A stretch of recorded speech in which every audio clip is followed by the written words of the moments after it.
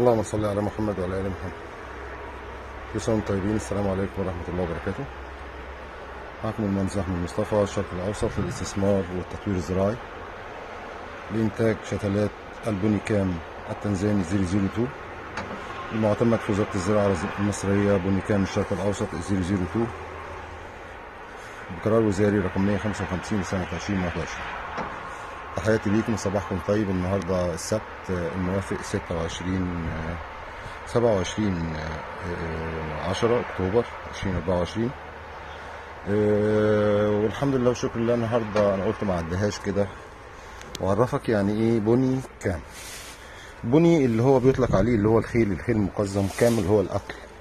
طيب عشان نقدر نعمل سلاله في مصر تبقى مطابقه للمواصفات ديت، اللي هو الساق يبقى قصبيات، في نسبه بروتين وفي نسبه طاقه، وتبقى بتختلف النسب البروتين والطاقه على حسب طول النبات.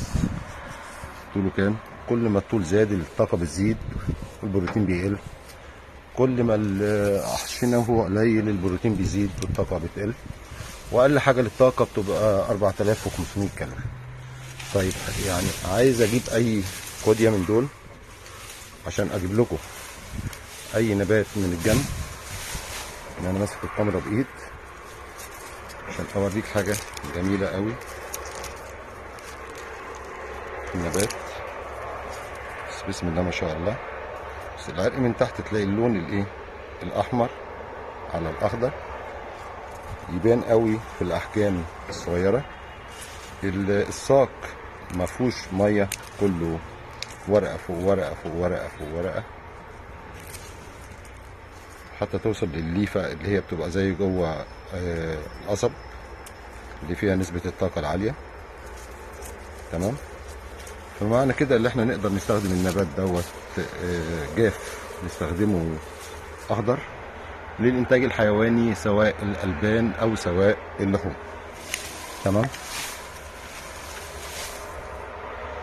طب ايه تاني المميزات بتاعته؟ ما بينصابش بالافات، ما بتجيلوش امراض.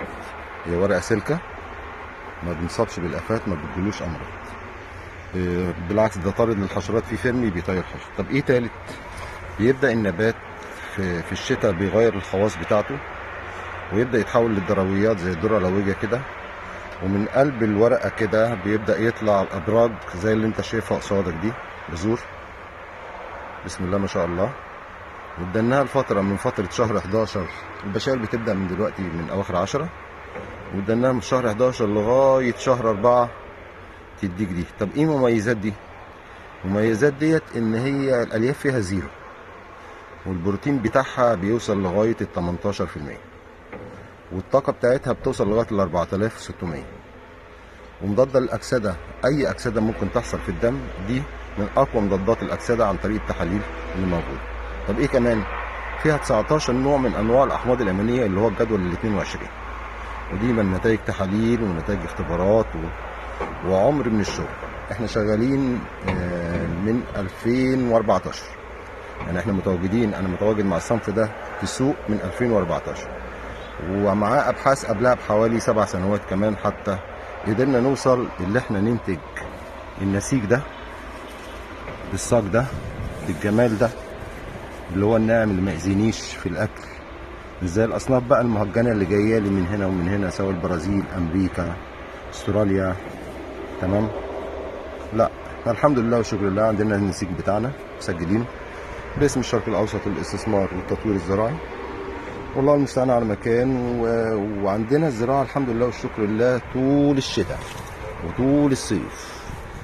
احنا ممكن نقف بس شويه في طوبه وبرمهات، لكن عدا ذلك شغالين. ليه؟ انا عندي النبات ده شكله كده في الشتاء، وعندي النبات ده كده شكله في الصيف، يعني مستديم الخضر، فيشتغل شتوي ويشتغل صيفي على حسب التقنيه اللي انت بتقدر في برامج التسميد وتقنيه التربيه وتقنيه الحش ومواعيد الحش، وامتى وازاي وهربي ايه وهاكل ايه، واحش طويل عشان اكل ايه، واحش قصير عشان اكل ايه، وطب اخد دوت اعمل بيه ايه البذور ديت. هو علم كبير، وربنا يجعلنا كده سبب اللي احنا نقدر نوصله لكل الناس اللي شغاله معانا. والله المستعان على مكان. تحياتي ليكم مع تحيات المهندس احمد مصطفى، الشرق الاوسط للاستثمار والتطوير الزراعي. السلام عليكم ورحمة الله وبركاته. السلام عليكم ورحمة الله.